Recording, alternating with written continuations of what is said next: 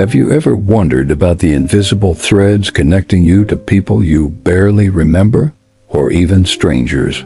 What if I told you that these subtle, often forgotten interactions are actually shaping the entire course of your life? Join me as we uncover the profound impact of these unseen bridges. It is strange how we remember some moments in perfect detail, like the first time we fell in love or the day we achieved something big, while others slip through unnoticed. Yet, sometimes it's those quiet, fleeting moments with people we barely think about that end up steering our lives in unexpected directions. Looking back now, I can trace my journey not through grand milestones, but through the small, seemingly insignificant interactions that shaped who I became. Each one was a bridge unseen, but real, built between my life and another's. My first bridge was built in the 3rd grade. Her name was Mrs. Ellis, my elementary school science teacher. She was small, soft-spoken, and had this way of turning ordinary things into magic. One day she brought in a box of dusty old rocks. To the rest of the class, they were just pebbles, but she held one up to the sunlight streaming through the classroom window and said, "Every stone has a story, it's just waiting for someone to listen." Something about that sentence hit me. I started collecting rocks from my backyard, labeling them, imagining where they'd been before they found their way to me. That curiosity slowly grew into a fascination with the natural world. Years later, when I majored in environmental science, I realized it all began in that sunlit classroom with Mrs. Ellis and her box of rocks. I never got the chance to tell her. She retired long before I could come back to thank her.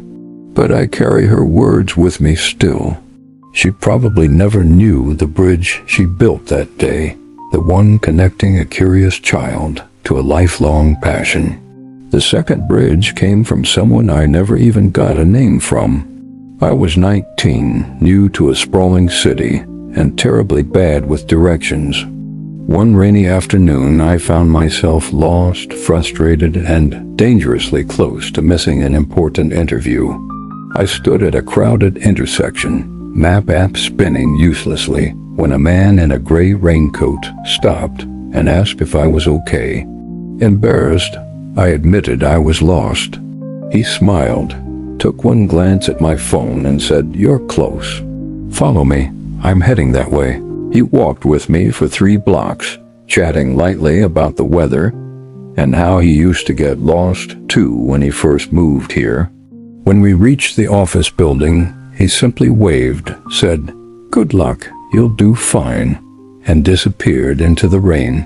That interview changed my life. It led to my first real job. I never saw the man again.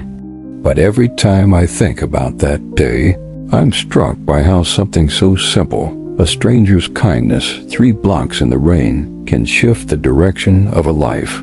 His face is blurry in my memory now, but the bridge he built with that small act remains strong. The 3rd bridge appeared one summer when I took a job I didn't care much about. It was the summer before my senior year of college, and I needed money. I ended up working at a community center, mostly doing paperwork and helping run after-school programs. I thought it would be just another temporary job. Then I met Karen, the program director. She was sharp, patient, and had a way of making everyone feel seen. One day she called me into her office and said, "You're not just checking boxes, you know. You're really good with the kids. You have a gift for connecting with people." I laughed it off at the time, but her words stuck. No one had ever described me that way before. Over the next few weeks, she gave me more responsibilities, planning activities, mentoring a few of the kids, even leading a small environmental project. It was the first time I felt a sense of purpose that went beyond grades or paychecks. When summer ended, I went back to school with a new sense of direction. I didn't just want a career. I wanted a calling. Years later, when I began working in community-based environmental outreach, I realized Karen had seen that spark in me long before I did. She built a bridge from who I was to who I could be. When I think about it now, I see life as a network of invisible bridges, threads, connecting one soul to another in ways we can't always see. Not all of them are monumental. Some last seconds, others years, but each one leaves a mark. The cashier who smiles on a hard day. The friend who texts at just the right time.